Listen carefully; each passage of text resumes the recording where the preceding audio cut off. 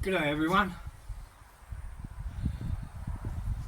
If you're an avid archer, you'll recognise what this is. It's one of the variants of the Black Hunter series of bows.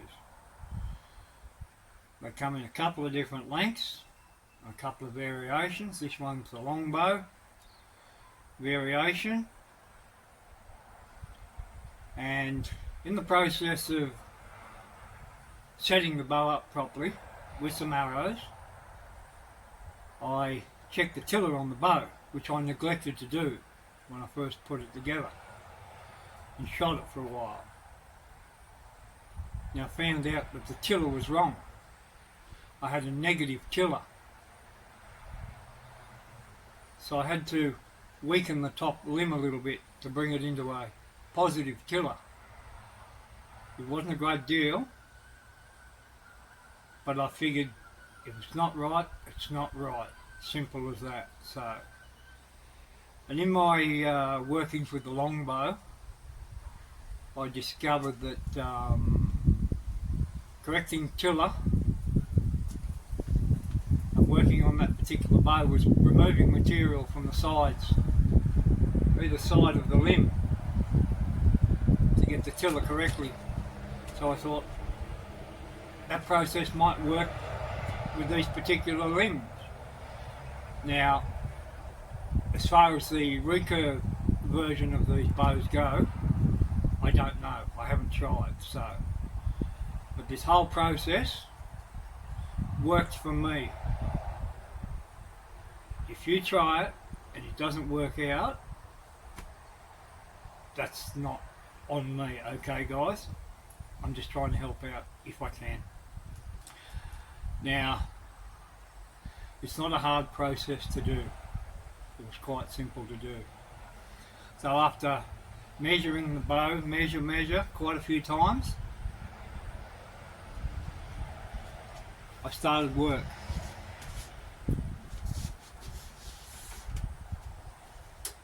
Into some sort of apparatus that can hold your bow securely.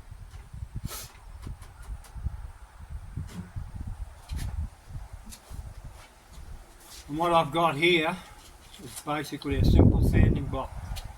You could probably use a longer block if you want, and obviously a larger piece of sandpaper. That's about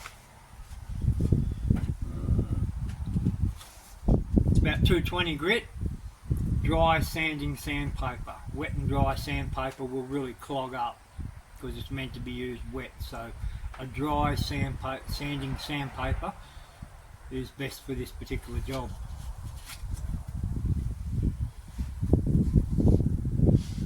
Now the whole process was reasonably simple. As I say, the tiller was not out a great deal.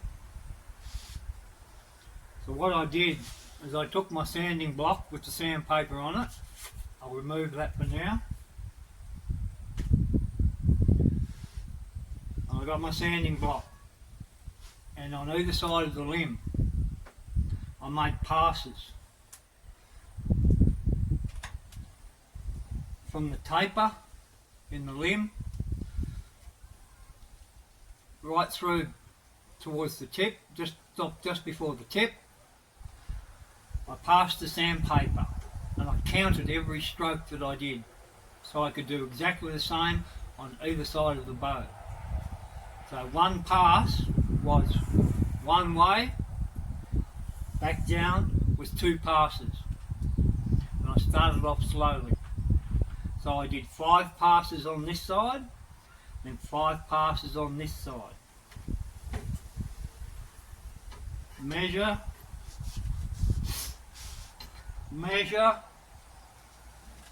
right. The first couple of times I did that, there was no measurable difference, but I do stress, do this slowly. I did 5 passes at a time, so I think I got to around 50 odd passes on either side of the limb, and then it showed with the measurement that things were moving correctly. So after each 5 passes, kept going back and measuring it. I got close to where I wanted to be.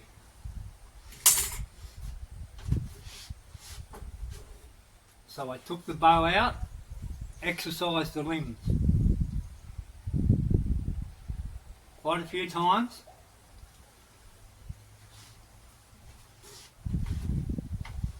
Back into my vice arrangement, remeasured.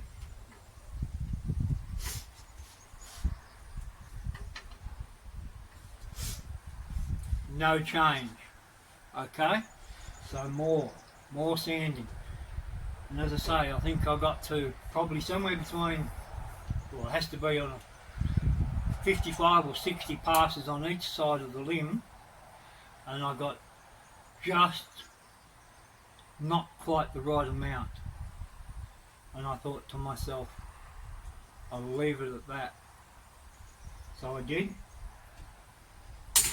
And I spent an hour or so shooting arrows out of it. And then rechecked the tiller. The tiller was perfect. I had about 3/16 of an inch positive tiller.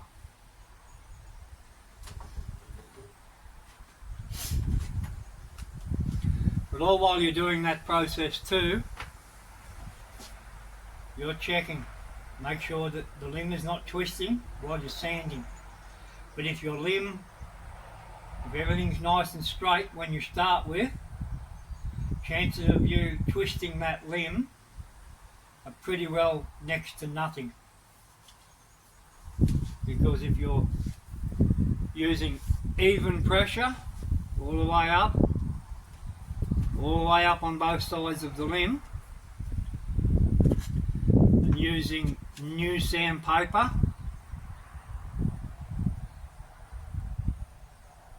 the bow limb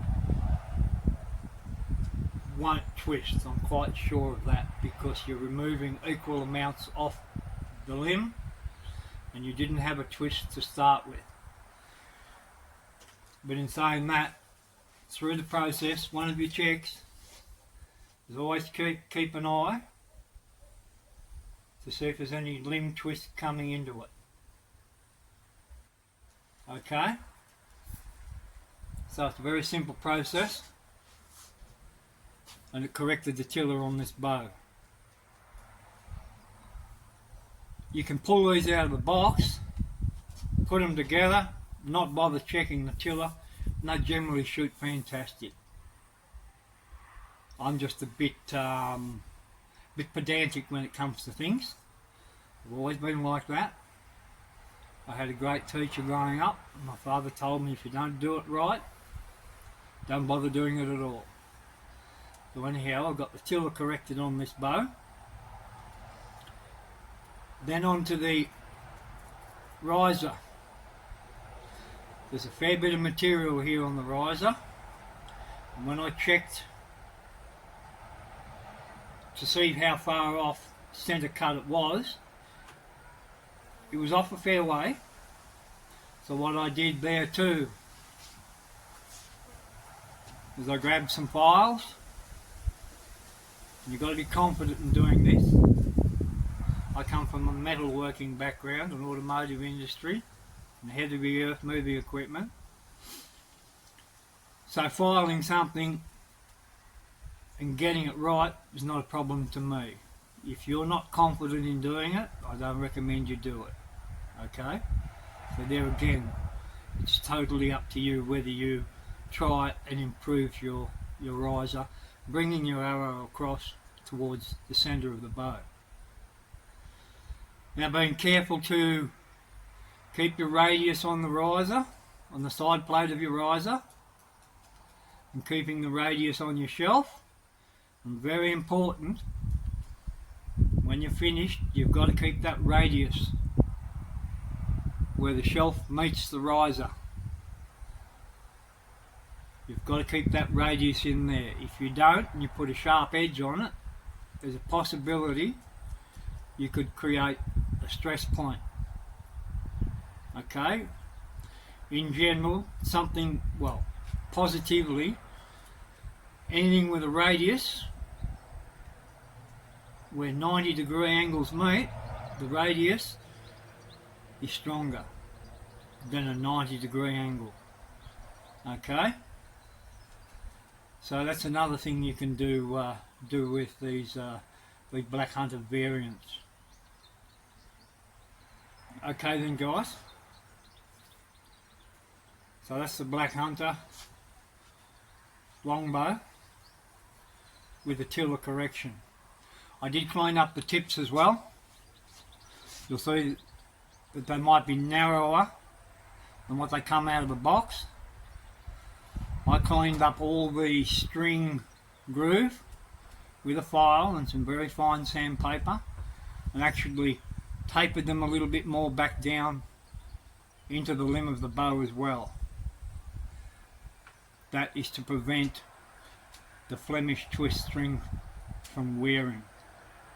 I've had other bows where the string's worn very quickly because I neglected to make sure the limb tips didn't have any sharp edges on them. So that's another thing too, when you buy these bows, make sure you haven't got any sharp edges. They're nice and smooth, especially if you're going to use a Flemish twist string without any serving on the string. Okay, and that was very easy to do. Once I finished, I just dipped the bow tip. I use a polyurethane, what's used on flooring, so that's hard wearing stuff. So I just anything I do with my bows, like the exposed wood on here, I haven't done it yet, I will just get a rag and dip it in the polyurethane. Rather than having to redo all the whole limb, I'll just get the rag dipped in polyurethane and I'll just gently wipe it up the sides of the limb. Then I'll wait for that to dry and then I'll give it another coat.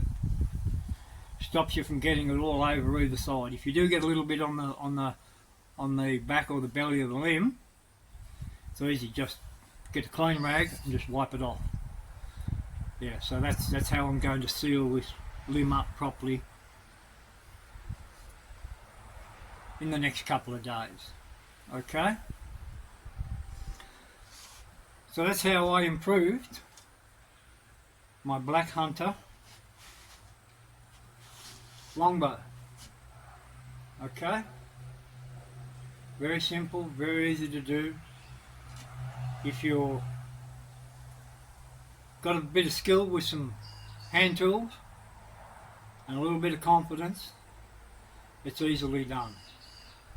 Okay then everyone, I hope that will help some of you out if you're looking at trying to improve a bow of this particular type.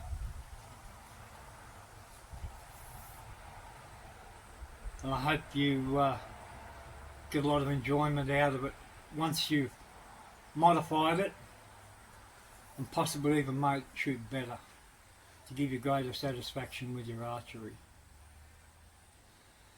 Okay everyone, now just a little bit about comments on my channel. Take a look at this mug. He's not tech savvy. Okay guys, so there's comments there that on YouTube Studio, there's comments in just basic YouTube and that. I'm not too tech savvy. Sometimes it's been a while to find, I haven't found them. So don't think that I ignore you and I don't respond to your comments, because I try to get to everybody. Okay guys, so it's just me not being tech savvy. Okay guys, it's not the fact that I've ignored you. I appreciate every comment that comes in and I appreciate everybody that views my little video presentations.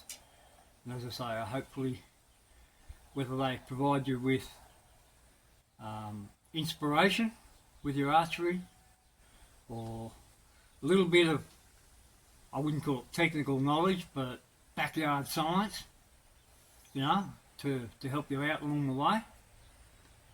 I hope it helps for everybody out there. So, okay everyone, support the little archery community, the backyard archers that are all over the planet. Follow the comments trail, look and see if they've got channels. If they have got channels, take time to have a look, post a comment, because there's one chap in Puerto Rico, Miguel Vieira, traditional archer. He shoots Asiatic bows and he's an absolute sniper with those bows. And he's really impressive to watch. And the other day he was a bit disheartened with his channel support and he was thinking about giving up. So, hey, maybe check him out, give him a comment, encourage him to keep going, because I used Miguel as inspiration when I really started to want to become very accurate. I used Miguel as inspiration to become better. Okay then guys, so follow the trail, try and support your the little archery community around the planet that don't have these big flashy presentations, that are just battling along in their backyard or out in the bush somewhere. Okay guys, on that note, thanks for spending the time with me. I hope I've helped you out. Peace, love and happiness from southeastern Australia. Farewell my friends.